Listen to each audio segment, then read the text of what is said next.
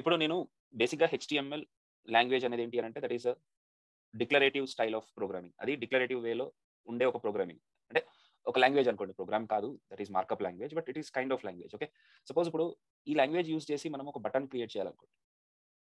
ఇక్కడ BUTTON button click మీ అని రాస్తాం. సో ఇక్కడ నాకు ఏం కావాలి అనేది మాత్రమే చెప్తున్నా. అదే నేను బటన్‌ని ఇంకొక రకంగా కూడా క్రియేట్ చేయొచ్చు.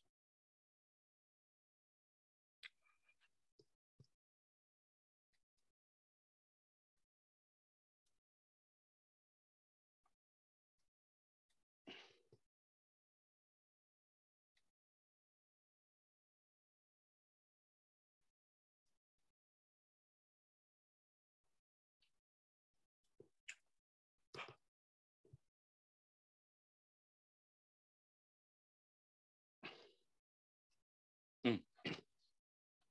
నేను ఇక్కడ ఏం చేశానంటే ఫస్ట్ స్టెప్‌లో బటన్ క్రియేట్ చేయండి డాక్యుమెంట్ ఆబ్జెక్ట్‌లో క్రియేట్ ఎలిమెంట్ అనే ఒక ఫంక్షన్‌ని యూజ్ చేసి ఒక బటన్ టైప్ ఆఫ్ ఎలిమెంట్‌ని క్రియేట్ చేయండి. చేసిన తర్వాత దాని లోపల ఆ బటన్ లోపల మధ్యలో ఇన్నర్ HTML మధ్యలో రావాలంటే ఇన్నర్ HTML యూజ్ చేసి దాని లోపల అనదర్ బటన్ అని అంటే పెట్టండి. తర్వాత కొత్తగా క్రియేట్ అయిన బటన్‌ని తీసుకుపోయి బాడీకి అపెండ్ చేయండి యాస్ ఎ చైల్డ్‌గా. అపెండ్ చేయమనంటే ఉన్నదానికి యాడ్ చేయండి అని అర్థం. ఇప్పుడు ఇక్కడ కూడా ఒక బటన్ క్రియేట్ అవుతుంది.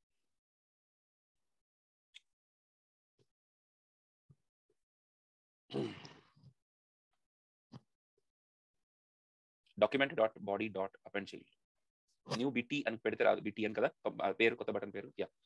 సో ఇక్కడ మీకు చూస్తున్న క్లిక్ మీ అనే బటన్ ఎలా క్రియేట్ అయింది అని అంటే this button is created by, లేకపోతే లోపలే రాద్దాం, this button created by declarative fashion. అదే ఇక్కడ క్రియేట్ అయిన బటన్ మాత్రం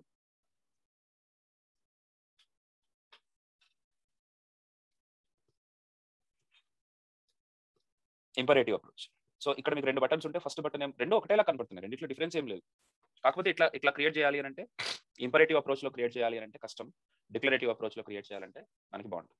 okay right. This is the difference. Direct గా ఇక్కడ నేను డిక్లేర్ చేసినట్టు చూపించేస్తే బటన్ వచ్చేసింది మనకి.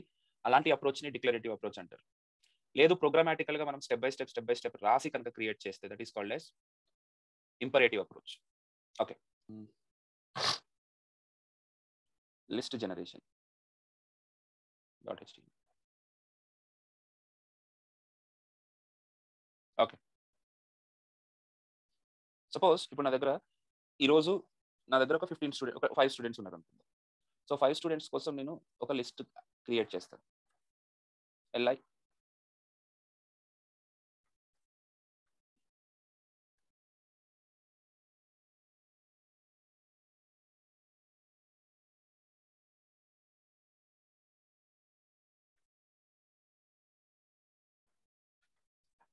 ఇలా 5 మెంబర్స్ నా దగ్గర స్టూడెంట్స్ ఉన్నారు.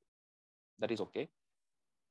బట్ ఈ 5 స్టూడెంట్స్ అంటే రేపొద్దున ఇంకొక కొత్త స్టూడెంట్ వచ్చి జాయిన్ అయ్యాడు. ఆ జాయిన్ అయిన స్టూడెంట్ ఇన్ఫర్మేషన్ కూడా నేను ఇక్కడే డిస్ప్లే చేయాలి. Wear should I do that?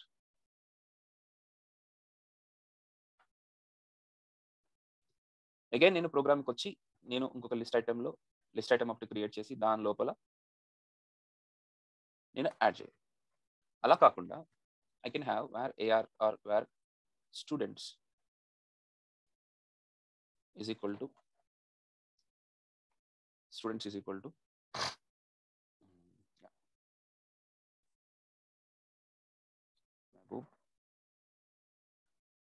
funny Chakri.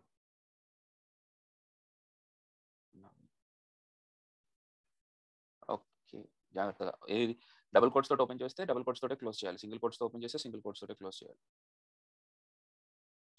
Okay అండి. నా దగ్గర 5 స్టూడెంట్స్ ఉన్నారు. ఈ 5 స్టూడెంట్స్ కి నేను లిస్ట్ ని క్రియేట్ చేయాలి. ఇంకొక లిస్ట్ కాకపోతే ఇది ఇంకొక బ్యాచ్ అనుకో. ఇప్పుడు ఈ 5 స్టూడెంట్స్ కి లిస్ట్ ఎలా క్రియేట్ చేస్తాను? ఆ 5 స్టూడెంట్స్ ఎక్కడ ఉన్నారు అంటే I have the 5 students in అరే. అరేలో ఉంటే ఆ అరే ఆఫ్ ఎలిమెంట్స్ కి నేను లిస్ట్ ఎట్లా క్రియేట్ చేయాలి? That's the whole point. Okay.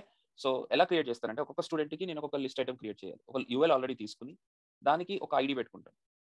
Okay. ఇది ఎలా వచ్చింది ఐడియా అంటే ఇప్పుడు నేను చేసి చూపించాను కదా, మీరు అది ప్రాక్టీస్ చేయండి, ఆటోమేటిక్గా వస్తుంది. సో ఈ UL లోపల నేను ఒక్కొక్క ఎలిమెంట్ ని ఇన్సర్ట్ చేయాలి. ఒక్కొక్క స్టూడెంట్ కోసం ఒక్కొక్క ఎలిమెంట్ ని నేను దీని లోపలికి ఇన్సర్ట్ చేయాలి. అది నేను మాన్యువల్గా చేయకుండా ప్రోగ్రామ్ ద్వారా ఇన్సర్ట్ చేసేలా చేస్తున్నాను. సో అలా ఎలా చేస్తాం? ఫస్ట్ ఎలిమెంట్ని క్రియేట్ చేయాలి కదా.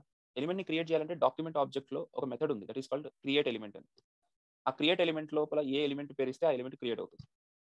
సో ఒక్కొక్క స్టూడెంట్కి నేను ఒక్కొక్క ఎలిమెంట్ క్రియేట్ చేయాలి కాబట్టి స్టూడెంట్స్ని నేను ఎంతమంది స్టూడెంట్స్ ఉంటే అంతమంది స్టూడెంట్స్ కోసం నేను ఇటరేట్ చేస్తున్నాను. So students dot for each of A function.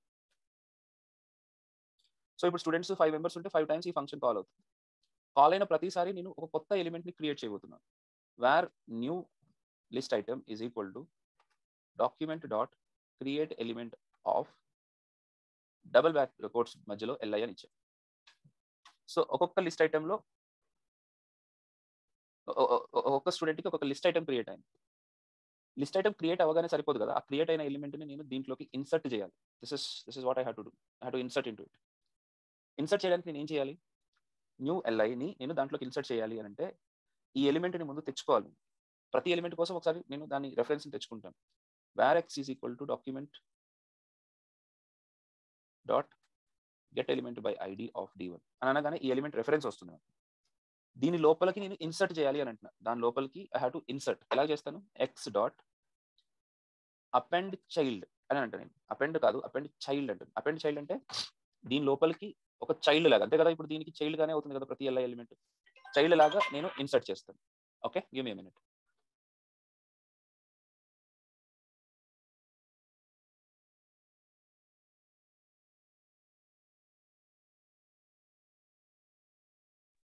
ఇప్పుడు ఏం చేయబోతున్నానంటే ఈ ఎలిమెంట్ లోపలికి అపెండ్ చైల్డ్ అనే ఫంక్షన్ని కాల్ చేయడం ద్వారా నేను కొత్త ఎలిమెంట్ క్రియేట్ అయిన ఎలిమెంట్ని పాస్ చేస్తాను. ఇలా చేస్తే నాకు ఏమవుతుంది? ప్రతి ఒక్క స్టూడెంట్ కోసం ఒక్కొక్క ఎలిమెంట్ లిస్ట్ ఐటమ్ క్రియేట్ అవుతుంది. ఆ ఎలిమెంట్ ఈ ULలోకి యాడ్ ఆన్ అవుతుంది. సో ఇప్పుడు నేను ఈ కోడ్ని ఎగ్జిక్యూట్ చేస్తే ఇప్పుడు చూడండి, నాకు 5 లిస్ట్ ఐటమ్స్ క్రియేట్ అయ్యాయి. నాకు 5 మెంబర్స్ స్టూడెంట్స్ ఉన్నారు కాబట్టి 5 లిస్ట్ ఐటమ్స్ క్రియేట్. ఆ 5 లిస్ట్ ఐటమ్స్ నేను ఇక్కడ రాసుకున్నాను. అంటే వచ్చినాయి, లిస్ట్ ఐటమ్స్ వచ్చినాయి. దాంట్లో పేర్లు ఎందుకు రాలేదు అని అంటే, అవును నువ్వు పెట్టలేదు, ఎలిమెంట్ క్రియేట్ చేసి ఇన్సర్ట్ చేయమని చెప్పారు, అంతవరకే. ఆ ఎలిమెంట్ లోపల ఏదైనా కొత్త ఎలిమెంట్ లోపల ఏమైనా కంటెంట్ పెట్టమన్నావా? As a inner HTML or inner text, anything is okay. Inner HTML ఏదైనా పెట్టమన్నావా? ఎస్ పెట్టు. ఎక్కడ ఉంటుంది అది? ఈ ఫంక్షన్కి ఆ స్టూడెంట్ నేమ్ పాస్ అవుతుంది కదా, ఆ స్టూడెంట్ నేమ్ని ఇన్నర్ HTMLగా ఇవ్వు. ఏమైంది? New LI dot inner HTML. Not X, new LIకి ఇన్నర్ HTML. ఎస్, ప్రతి ఒక్క న్యూ లిస్ట్ ఐటమ్ ఏదైతే క్రియేట్ చేసావో దానికి నేను అపెండ్ చేస్తున్నాను. దానికి నేను ఇన్సర్ట్ దాంట్ లోపలికి ఇన్సర్ట్ చేసి దాన్ని నేను అపెండ్ చేస్తున్నాను. ఈ రకంగా నేను క్రియేట్ చేసుకోవచ్చు. దీనివల్ల లాభం ఏముంది సార్ అని అంటే, సపోజ్ నా దగ్గర 50 స్టూడెంట్స్ వచ్చారనుకోండి, నేను మాన్యువల్గా 50 స్టూడెంట్స్ని క్రియేట్ చేసిన పని లేదు. నా దగ్గర 50 స్టూడెంట్స్ ఉంటే 50 స్టూడెంట్స్కి ఇదే ప్రోగ్రామ్ వర్క్ అవుతుంది. I need not to do it. I just need to put those 50 students here.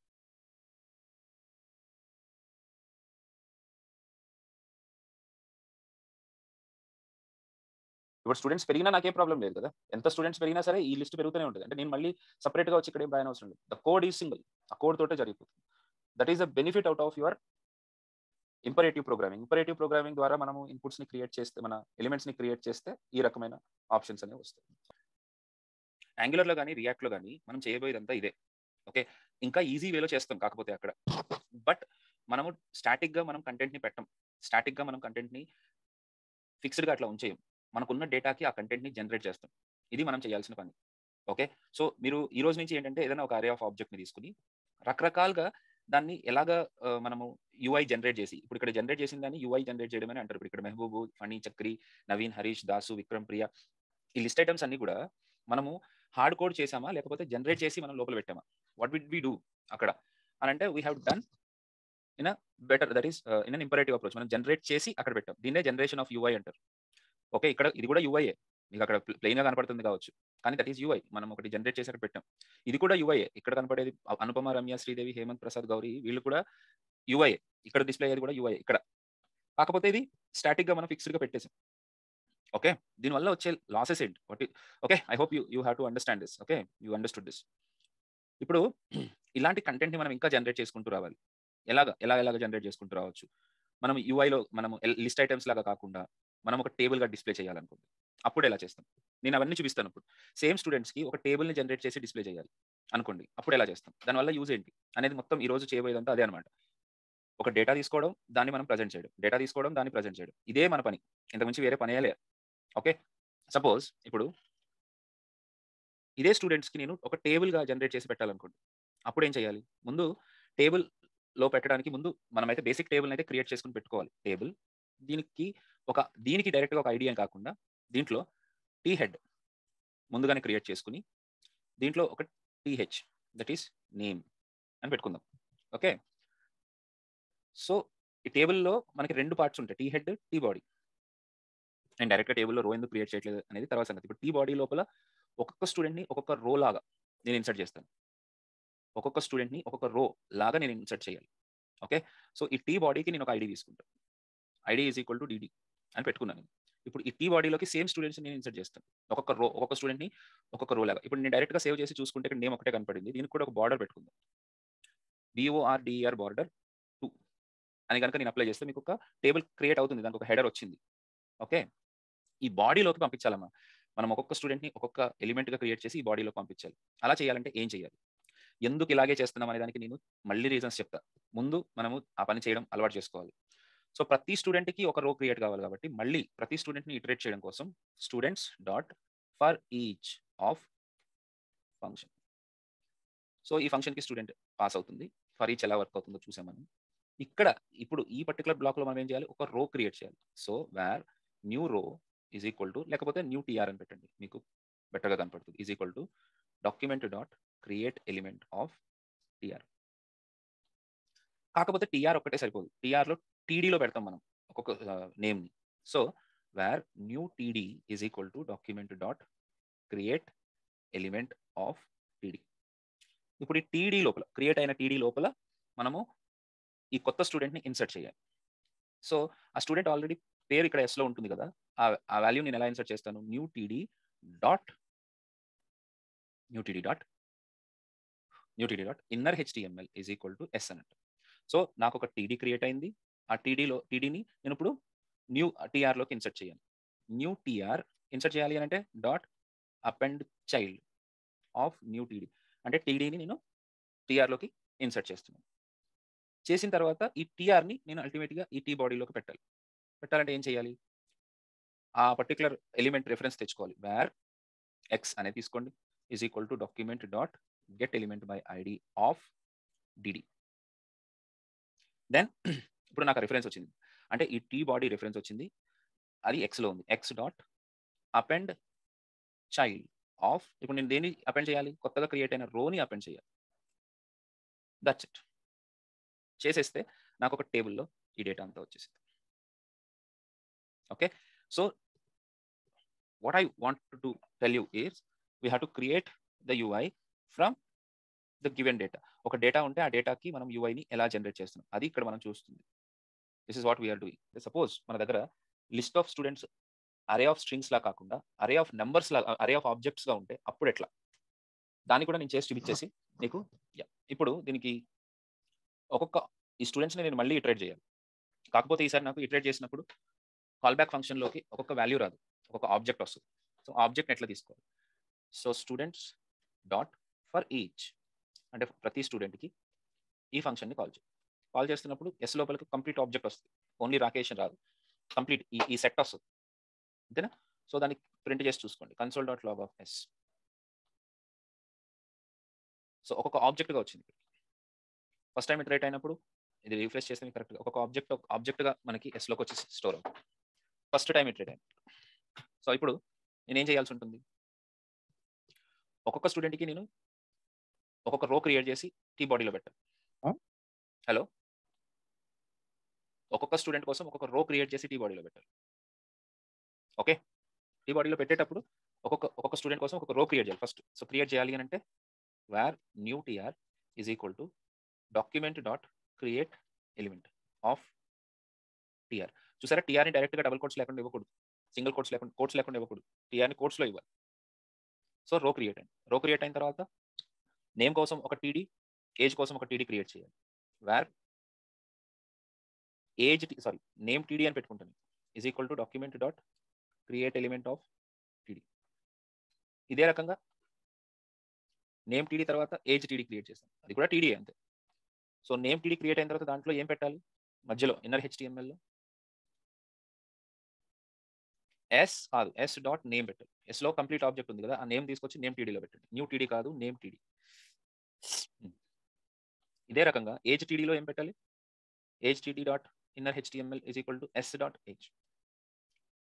ఇప్పుడు ఈ నేమ్ టీడీని ఏజ్ టీడీని ఫస్ట్ టీఆర్ లోపల అపెండ్ చేయండి. So new TR dot append child of name TD. So ఈ name టీడీని నేను new TR లోకి append చేశాను అంటే లోపలికి వెళ్ళింది. అలాగే new TR dot append child of age TD. And ఇప్పుడు ఈ టీఆర్ని నేను టీ బాడీలో పెట్టాలి. So document dot get element by ID of DD. It gives me the reference to that TD. ఈ టీ బాడీ రెఫరెన్స్ నాకు ఇస్తుంది. ఇచ్చిన తర్వాత x dot append child of new TR. కొత్త రో ఏదైతే క్రియేట్ అయిందో అది నేను ఆ టీ బాడీలోకి ఇన్సర్ట్ చేస్తున్నాను. ప్రతిసారి అపెండ్ చేస్తున్నాను. సేవ్ చేయగానే ఇక్కడ చూసారా పల్లవి, రాకేష్, ధ్రువ, యువన్ అందరూ వచ్చేసారు. రైట్? ఎస్. ఈ రకంగా మనము ఒక టేబుల్ అంటే మల్టిపుల్ ఫీల్డ్స్ ఉన్న టేబుల్ని కూడా క్రియేట్ చేసుకోవచ్చు. నేమ్ మీద క్లిక్ చేస్తే నేమ్ని బేస్ చేసుకుని స్టార్ట్ అవ్వాలి. ఏజ్ మీద క్లిక్ చేస్తే ఏజ్ బేస్ చేసుకుని స్టార్ట్ అవ్వాలి. అలా చేయాలంటే ఎలా చేయొచ్చు, అది ఎలా పాసిబుల్ అవుతుంది? ఎస్, ఈ విషయాలు నార్మల్గా మీరు టేబుల్ క్రియేట్ చేస్తే నార్మల్ టేబుల్లో పాసిబుల్ అవుతుంది అంటారా? అవ్వదు. నార్మల్గా ఒక టేబుల్ క్రియేట్ చేసేస్తే HTML ఒక టేబుల్ ఉంది అంటే ఆ టేబుల్ మీద ఉన్న హెడర్ని కనుక క్లిక్ చేస్తే ఆటోమేటిక్గా అదంతా సార్ట్ అయిపోతుందా? అవ్వదు. అదే ప్రాబ్లం. నార్మల్ స్టాటిక్ కంటెంట్కి క్యాపబిలిటీస్ తక్కువగా ఉంటాయి. Static content doesn't have the logical value. The లాజిక్ని మనం అక్కడ రాయలేము. ఎలా చేస్తాను అనేది ఇప్పుడు చూపిస్తాను. సో ఇప్పుడు ఇక్కడ క్లిక్ చేశాను అనుకోండి నేమ్ మీద, నేను ఒక ఫంక్షన్ని కాల్ చేస్తాను. చూద్దాం. On click is equal to ఇది ఈవెంట్కి సంబంధించి సార్ట్ బై నేమ్ అనే ఫంక్షన్ని కాల్ చేస్తాను. అదే ఏజ్ మీద క్లిక్ చేశాను అనుకోండి, sort by age. Okay, so ఇప్పుడు చూద్దాం. ఇక్కడ ఆ ఫంక్షన్స్ని రాసుకుంటున్నాను నేను. ఫంక్షన్ సార్ట్ బై ఏజ్ అని అంటే ఏజ్ని బేస్ చేసుకుని స్టూడెంట్స్ని సార్ట్ చేయాలి. ఎట్లా చేయొచ్చు చెప్పండి? ఎస్ స్టూడెంట్స్ డాట్, నేను మొన్న చెప్పా సార్ట్ గురించి ఆ రోజు ఆల్రెడీ ఎక్స్ప్లెయిన్ చేశాను. ఈ కాల్ బ్యాక్ ఫంక్షన్ లోపలికి ఒక్కొక్క ఆబ్జెక్ట్ లాగా పాస్ అవుతుంది.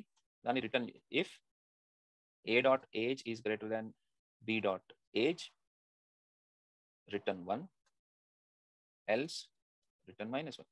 సో ఆటోమేటిక్గా స్టూడెంట్స్ ఇక్కడ సార్ట్ అయిపోయినాయి. రైట్? అయిపోయిన తర్వాత ఇప్పుడు ఏం చేయాల్సి ఉంటుంది అని అంటే ఇప్పుడున్న టేబుల్ బాడీలో ఉన్న వాల్యూస్ అన్నిటిని తీసేసి ఫ్రెష్గా అంటే సార్ట్ అయిన స్టూడెంట్స్ అరేకి మళ్ళీ టేబుల్ రోస్ని క్రియేట్ చేయడం. ఓకే, సో ఇది మీకు రిపీటెడ్గా అనిపిస్తుంది, బట్ ఫస్ట్ దీన్ని అర్థం చేసుకుందాం, తర్వాత రిపిటేషన్ తగ్గించుకుందాం. సో ఈ టేబుల్ బాడీని ముందు క్లీన్ చేయాలి, ఎందుకంటే ఆల్రెడీ దీని లోపల ఉన్నాయి కదా. దాన్ని ఎలా క్లీన్ చేస్తాం? Document dot get element by ID of DD. దీని రెఫరెన్స్ వచ్చిన తర్వాత డైరెక్ట్గా dot inner HTML is equal to empty అనండి, అంతే. సో ఇప్పుడు నేను ఏజ్ మీద క్లిక్ చేయగానే ఆ టేబుల్ ఎంటీ అయిపోయింది. ఎంటీ అయిపోయిన తర్వాత నేను మళ్ళీ ఈ మొత్తాన్ని నేను రీజనరేట్ చేయాలి.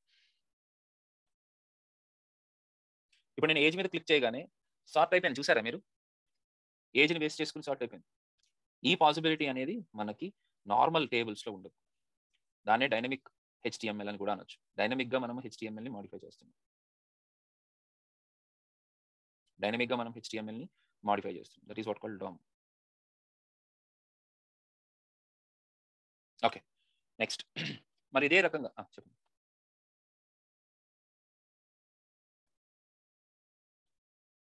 నార్మల్గా అయితే 23, 13, 53, 6 అని ఉండేది. ఈ ఆర్డర్లో ఉండేది. సో ఇప్పుడు ఏజ్ మీద క్లిక్ చేయగానే ఆటోమేటిక్గా దీని టేబుల్ డేటా అంతా సార్టెడ్ బై ఏజ్ అనమాట. అండ్ డిస్ప్లే కూడా సార్ట్ అయిపోయి డిస్ప్లే అవుతుంది. రైట్? ఇదే లాజిక్లో ఇదే రకంగా నేను ఫంక్షన్ సార్ట్ బై నేమ్ అని అంటాను. సో ఇక్కడ నేను ఏజ్ని కాకుండా నేమ్ని బేస్ చేసుకుని సార్ట్ చేయాలి. Remaining procedure is same. So ఇప్పుడు డిఫాల్ట్గా కంటెంట్ ఇలా డిస్ప్లే అయింది.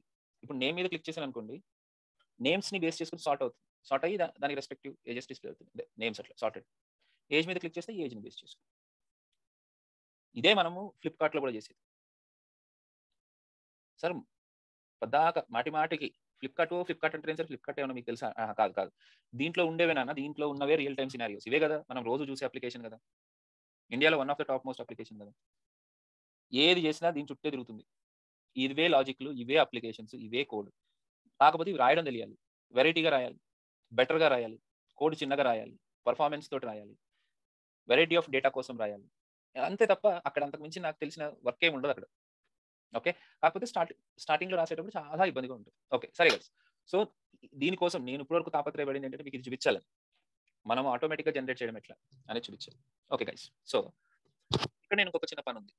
ఏం పని ఉంది నాకు అని అంటే, ఈ లాజిక్ ఏదైతే ఉందో స్టూడెంట్స్ అరే నుంచి యూఐని జనరేట్ చేసే లాజిక్ ఏదైతే ఉందో ఆ లాజిక్ ని నేను 3 సార్లు రాసిన ఇక్కడ కోడ్లో,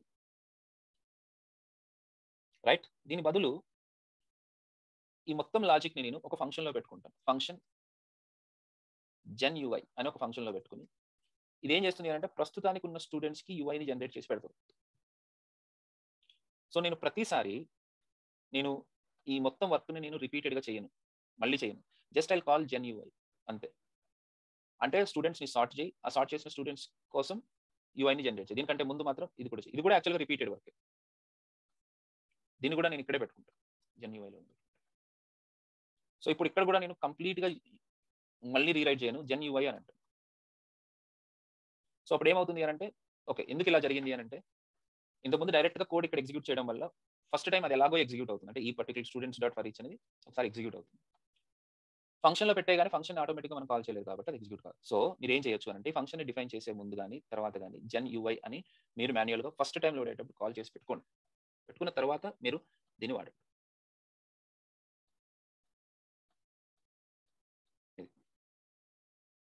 బట్